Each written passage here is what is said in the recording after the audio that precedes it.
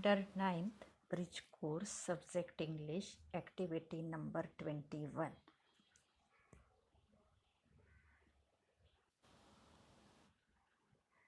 Identify the sequence of ideas and events. Learning outcomes, competency statement. Identify the sequence of ideas and events. विद्यार्थी मित्रांनो, या ॲक्टिव्हिटीमध्ये आपल्याला दिलेल्या पॅसेजमधील दिलेल्या धड्यामधील ज्या आयडियाज किंवा जे इव्हेंट्स प्रसंग आहेत ते प्रसंग आपल्याला नीट सिक्वेन्सने लिहायचे आहेत, म्हणजे नीट क्रमाने मांडायचे आहेत. हे आजच्या ॲक्टिव्हिटीचा विषय आहे. त्यासाठी आपल्याला तुम्हाला इन्स्ट्रक्शन फॉर स्टुडंट्स दिले. Read the fall of Troy part 1 and 2 carefully and put the following events in the other in which दे टूक प्लेस. Number them accordingly.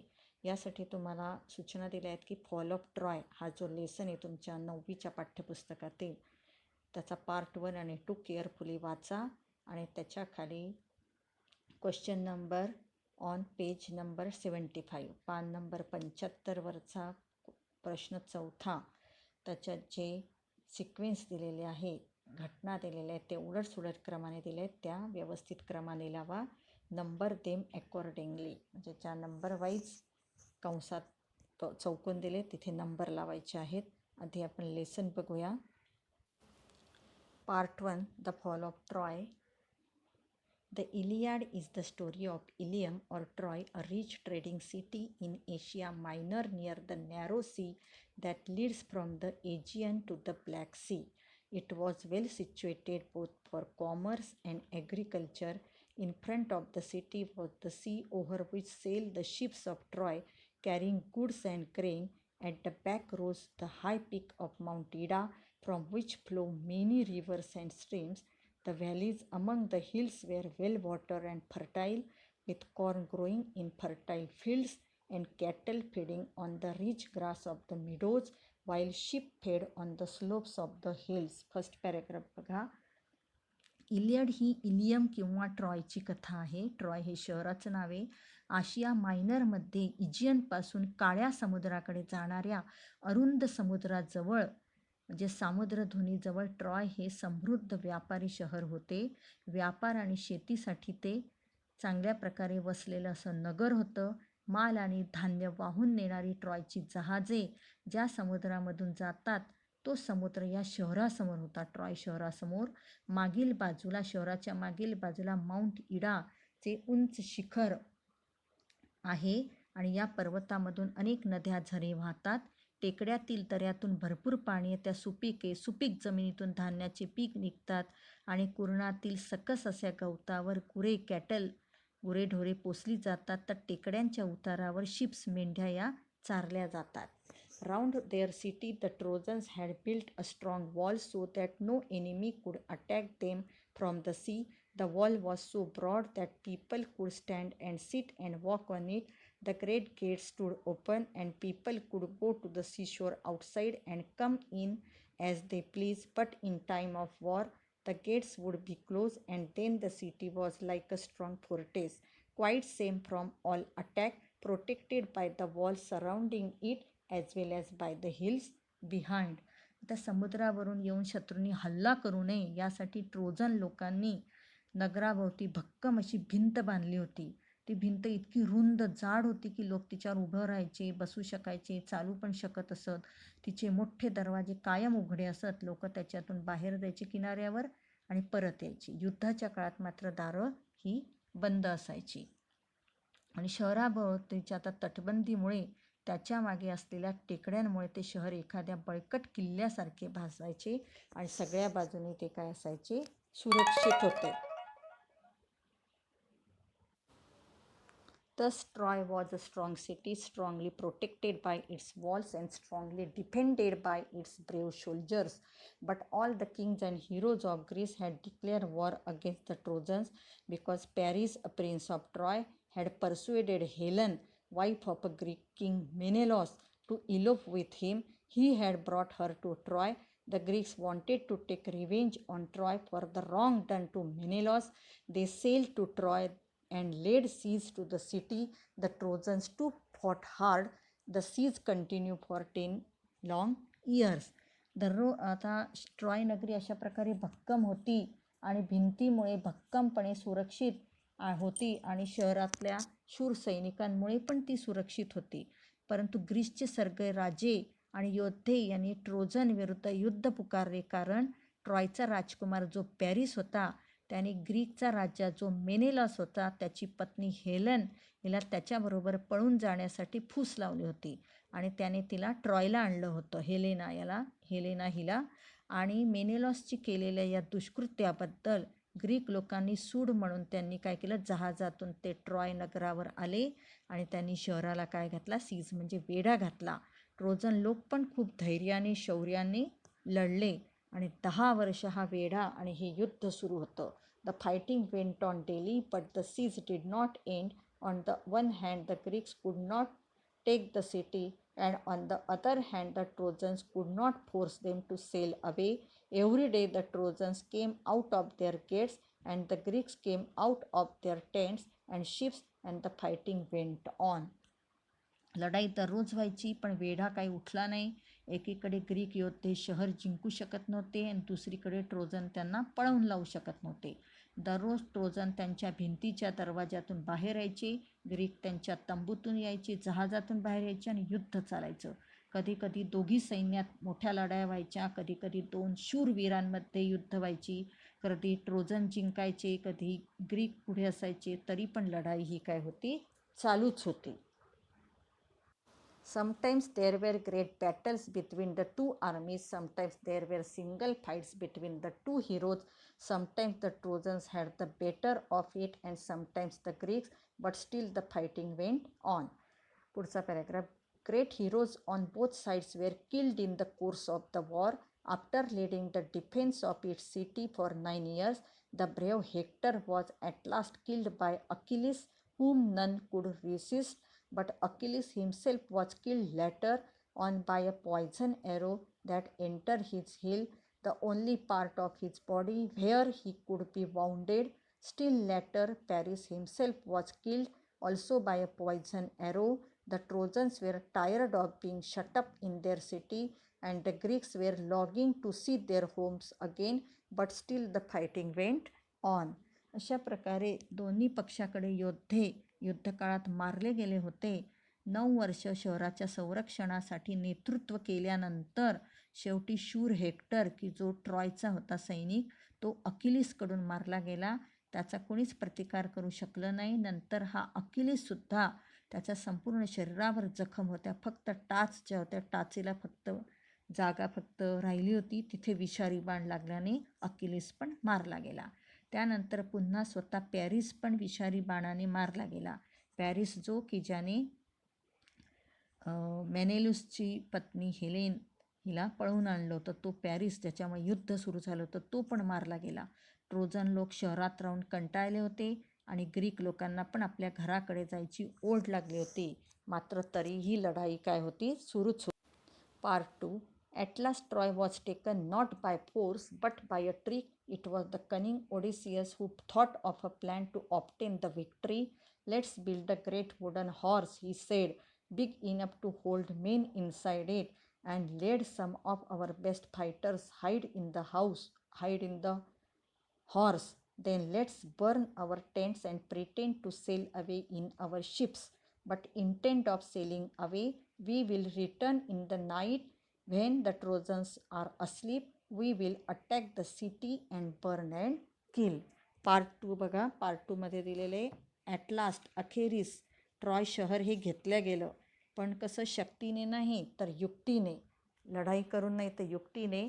कनिंग म्हणजे जो कावेबाज असा ओडिसियस होता, त्याने काय केलं, एक योजना तयार केली विजयासाठी, विक्टरीसाठी. तो म्हणाला की आपण एक मोठा लाकडी घोडा बांधूया, इतका मोठा की ज्यात माणसं मावू शकतील, आणि आपले शूर योद्धे आपण त्या घोड्यांमध्ये लपवून ठेवू आणि आपण आपले तंबू जाळून टाकू आणि जहाजात बसून निघून जायची आपण काय करू, बहाणा करू. दूर जाण्याऐवजी आपण रात्री एखाद्या बेटावर काढू आणि रात्री अर्ध्या रात्री परत येऊ. जेव्हा ट्रोजन झोपले असतील तेव्हा त्यांच्यावर आपण हल्ला करू, त्यांना जाळून टाकू, मारून टाकू. असा प्लॅन जो होता ओडिसियस कावेबाज त्याने बनवला. The Greek leaders decided to follow the advice of the wise Odysseus, so a great horse of wood was made by a skillful engineer, and the greatest heroes Menelaus, Odysseus himself, and others entered it, the last man to go in being the architect himself, who knew the secret of opening and shutting the entrance. That evening the Greeks burned their tents and sailed away in their ships, but they did not go very far. Only one man was left behind to persuade the Greeks to drag the horse into their city. इथे दिलेले आहे की Greek जे leader होते त्यांनी तसंच करायचं ठरवलं. ओडिसियसने सांगितलं तसं त्यांनी मोठा घोडा तयार केला गेला. त्याच्यात स्वतः मेनेलॉस, ओडिसियस, इतर काही जणांनी प्रवेश केला. सगळ्यात शेवटी घोड्याचे प्रवेशद्वार उघडण्याचे, बंद करण्याचे गुपित माहीत असलेल्या घोड्याचा आर्किटेक्ट, शिल्पकार, तो पण त्याच्यात उतरला. रात्री ग्रीकांनी आपले तंबू जाळून टाकले आणि जहाजातून ते निघून गेले, पण ते फार दूर गेले नाहीत. फक्त एकच माणूस ट्रोजन लोकांना घोडा त्यांच्या नगरात ओढून नेण्याचे पटवण्यासाठी त्यांनी मागे ठेवला. Next day, the Trojans woke up expecting to go out and fight as they had done for the past 10 years. What delight and surprise they felt at the sight they saw on the seashore outside the walls. It seemed that the long siege was over at last. The tents had been burned, the shore was deserted, the Greek ships had all gone. दुसऱ्या दिवशी सगळे Trojan उठले आणि 10 वर्ष ते युद्ध करण्यासाठी बाहेर पडत होते. तर ते उठले, पण त्यांनी बाहेर बघितलं समुद्रकिनारा तर पूर्ण रिकामा होता. त्यांना आश्चर्य वाटले. त्यांचा वेढा उठला होता. तंबू जाळून टाकले होते. किनारा एकदम सामसूम होता. सगळी जहाजे निघून गेली होती. त्यांना आनंद झाला. ते आनंदाने ओरडले, इट्स पीस ॲट लास्ट. शेवटी जरा शांतता मिळाली. And open wide their gates and came out in large numbers on the plain, glad to be free again to go where they please. Then they saw on the sands the huge wooden horse. They gathered round it in astonishment, for it was indeed a wonderful piece of work. As they were wondering how the horse had been built and why it has been left behind, they found the Greek with his hands tied together lying under it. When the Trojans dragged him out, the man pretended to be very frightened of them. When he was commanded to tell them why the Greeks had gone and why they had left his horse behind, he pretended. शांतता झाली म्हणून असं ओरडले. सगळे बाहेर आले.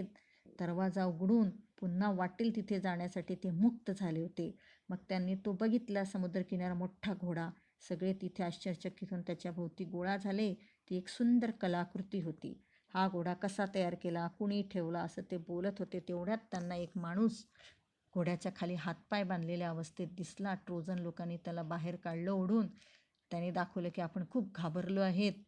जेव्हा लोकांनी विचारलं की ग्रीक का निघून गेले, हा घोडा का ठेवला, तेव्हा ते काहीच बोलायला तयार नव्हता. पण यांनी त्याला धमकी दिली. तेव्हा त्यांनी घाबरत सांगितलं की खोटी कथा त्यांनी सांगितली की का ते घोडा ठेवून गेलेले आहेत. To tremble very much and refuse to speak. When at last they threatened to kill him, he spoke and told them this false tale. जेव्हा त्याला धमकी दिली तुला मारून टाकू, तेव्हा त्याने खोटी गोष्ट सांगितली. The Greeks are tired of the long war and have sailed away in their ships, he said, but they were afraid of the long voyage home too, and so they have made this horse and left it as an offering to the god of the sea. They wanted also to kill me and offer me as a sacrifice to the sea god, but I escaped and hid from him. त्याने खोटी गोष्ट सांगितली की Greek कंटाळले होते युद्धासाठी. त्यामुळे त्यांनी काय केलेलं, त्याने हा घोडा काय केला, सोडून दिला आणि समुद्रदेवतेला अर्पण करण्यासाठी त्यांनी हा घोडा बाहेर ठेवला. आणि कारण तो मोठा होता आणि छोटा घोडा जर बनवला असता तर तुम्ही तो शहरात ओढून नेला असता, म्हणून त्यांनी मोठा बनवला. मला पण ते समुद्रदेवाला बळी देणार होते, पण मी तिथून निसटलो, त्यांच्यापासून लांब पळून गेलो. But why did the Greeks make such huge horse, some of the Trojans asked, and the cunning Greek made his reply, if they had made a smaller offering you might have taken it in to your city. Then the luck would have gone to the Trojans and not to the Greek. That is why they made it too big to go inside your gates. The Trojans were delighted to hear this. The Greeks have gone, they said, and the walls are no longer necessary. Let's make a hole in the wall and drag the horse in. त्या लोकांचा त्याने सांगितलेल्या याच्यावर विश्वास बसला. ते आनंदित झाले ते ऐकून. त्यांनी आता या भिंतीची गरज नाही. ते म्हणाले तर तोडून टाकूया किंवा याला होल पाडूया आणि तिथून हा घोडा आपण आपल्या शहरात नेऊया. Their wise priest warned them not to do so. It may be a trick that will ruin us, he said. You will bring disaster on the city if you break down the wall. But they were so excited that they paid no attention to his words. They broke down part of their strong wall in order to drag the horse in. एक हुशार असा समंजस priest म्हणजे साधू किंवा चांगली व्यक्ती होती. त्याने त्यांना सांगितलं अरे असं करू नका, हे प्लॅन असेल त्यांचा. पण लोकांनी ते ऐकलं नाही. त्यांनी ती भिंत काही भाग पाडला आणि तो घोडा त्यांनी आतमध्ये आणला. All that day the trojans feasted and drank and celebrated. After all their celebrations, they went to sleep and slept soundly. But that day of rejoicing was soon followed by the night of terror and death. रात्री त्यांनी आनंदाने party केली, मेजवानी केली, छान मद्य वगैरे घेतलं, सेलिब्रेट केलं आणि ते रात्री गाढ झोपले. पण त्यांना माहीत नव्हतं की त्या दिवशी रात्री त्यांची भीतीची मरणाची रात्र येणार आहे. The Greek ships had not sailed far. As soon as they were hidden by an island, they had lowered their sails and dropped anchor and waited for the night. In the darkness, the fleet sailed back, and the leading ship, which was Agamemnon's, bore a red light high on its mast. The Greek who was watching for the return of the fleet crept to the wooden horse and gave the signal. The side of the horse opened, and Greeks climbed out and opened the gates. The whole Greek army entered the sleeping city immediately. The Greeks, बघा Greek लोक फार दूर गेले नव्हते. थोड्या वेळात ते परत आले आणि त्या घोड्यामधून लपलेले योद्धे बाहेर आले. मेनेलॉस बाहेर आला. ते सगळे बाहेर आले, ओडेसियस वगैरे, आणि त्यांनी घोड्याचं प्रवेशद्वार उघडलं. सगळे बाहेर आले आणि त्यांनी सिग्नल दिला. सिग्नल दिल्याबरोबर जहाजातून लोक थोड्या अंतरावर समुद्रात जी थांबली होती ती पण आली शहरात. मग यांनी गेट उघडलं आणि सगळं ग्रीकचं सैन्य ट्रॉय शहरात घुसले. Immediately the Greeks set fire to houses and towers and palaces and began to burn and kill. Troy was filled with the sight of leaping flames and the sound of shouting and the noise of weapons and the cries of weeping women. The sleeping Trojans sprang out of their beds, but they were taken by surprise. Their enemies were right inside their walls, and many of the Trojans were killed before they could put on their armor and seize their weapon. लगेच त्यांनी Troy शहरातल्या सगळ्या भागांना आगी लावून टाकल्या. Troy आगीच्या ज्वाळांनी वेढले गेले होते. लोकांची ओरडायची, स्त्रियांची ओरडायची, रडायचे आवाज सगळीकडे ऐकू येत होते. स्लीपिंग ट्रोजन, झोपले ट्रोजन लोक उठले हे ऐकून. पण जेव्हा त्यांनी बघितलं की शत्रू व्यक्ती समोर आलेला आहे, काहींना तर त्यांची वेपन घेण्याची सुद्धा संधी मिळाली नाही. A bright light lit up the night sky as palaces and houses, temples and towers went up in flames. The Trojans fought as well as they could, but it was all in vain. Old King Priam was killed with all his brave sons. Hector's wife and his old mother and sister were carried off as slaves by the conquerors. Their fate was in contrast to Helen's when King Menelaus rushed through the city. Looking for her and found her in her palace, she hung her head in shame and sorrow as she faced her former husband. Her voice was choked with emotion and she could not speak, but Menelaus forgave her and she went back with him, for it was only Aphrodite who had turned her heart away from her home and her husband and her child. When morning came, nothing was left of the proud rich city that had resisted attack for 10 years. सगळं शहर आगीच्या ज्वालांनी Troy शहर वेढलं गेलं होतं. रात्रीचे आकाश सगळ्या प्रकाशाने त्याच्याने उजळले. ट्रोजन लढले पण सगळं व्यर्थ ठरलं. वृद्ध राजा जो प्रियाम होता त्याच्या सगळ्या शूर मुलांसह मारला गेला. कुठला राजा? ट्रॉयचा राजा. हेक्टरची पत्नी, त्याची वृद्ध आई बहीण यांना पण विजेत्यांनी गुलाम बनून आपल्याबरोबर नेले. हेलनचं नशीब चांगलं नव्हतं. मात्र राजा मेनेलॉस तिला शोधण्यासाठी शहरभर धावला. जेव्हा ती त्याला राजवाड्यात सापडली तेव्हा ती त्याच्यासमोर आली तेव्हा तिने आपले डोकं लाजेने दुःखाने मान खाली घातली होती. तिचा कंठ दाटून आला होता. ती बोलू शकत नव्हती. पण मेनेलॉसने तिला क्षमा केलं. ती त्याच्याबरोबर परत गेली. कारण तिचे घर, तिचा नवरा, तिची मुलं यांच्यापासून तिचे मन दुरावण्यास ॲफ्रॉडाईट कारणीभूत होती. ॲफ्रॉडाईट म्हणजे ग्रीकमधली प्रीतीची देवता. सकाळ झाली तेव्हा 10 वर्ष हल्ल्याला तोंड देणाऱ्या त्या ट्रॉय शहराचा अभिमान, वैभव काहीच शिल्लक राहिलेलं नव्हतं.